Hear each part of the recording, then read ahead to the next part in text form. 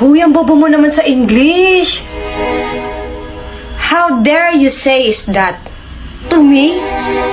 To me? Is you the principal? Is you the student? What's your problem? Ganda mo, mukha kang Barbie. Super ganda. Pero nung bata ako, hindi mo hilig sa Barbie eh. Kasi plastic.